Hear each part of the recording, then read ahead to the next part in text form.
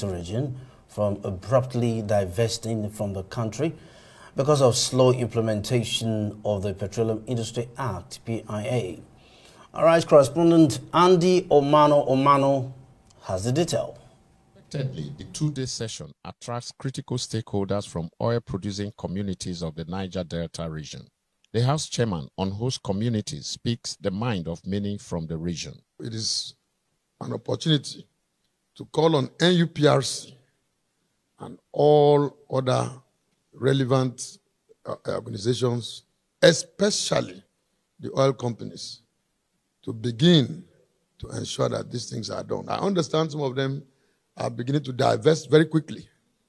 We will also make sure that we stop some of those divestments so that the people, because take for example, you cannot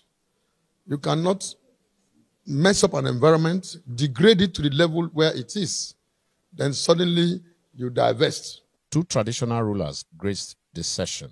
To underscore that in a country such as this, we have a blowout that has been burning at somewhere called Ororo in Ondo State for 3 years. The Nigerian state, the Nigerian regulators, the Nigerian everybody have not been able to put that fire out. 3 years.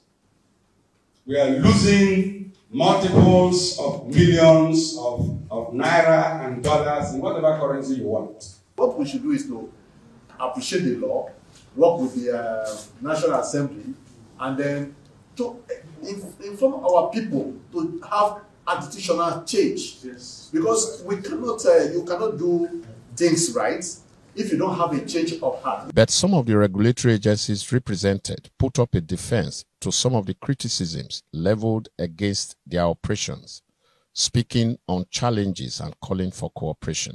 We all need to put all our hands on the deck to make the PIA work.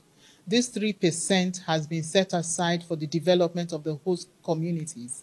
If we can quickly agree on the nominations, and that's within the communities, agree on who should be on the board of the board of trustees or the management committee or the advisory committees, or which communities should be in which HCDT, then we can make progress. NMDPRA is supposed to have an oversight function for the host community, ensuring that the provisions of the law, the companies, the operators meet up with the provisions of the law.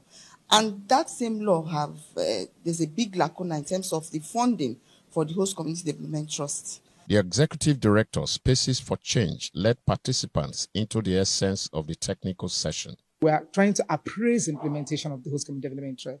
How far have we gone? What has been done? Have the committees, the various boards been set up? Have the various community trusts, have they been set up?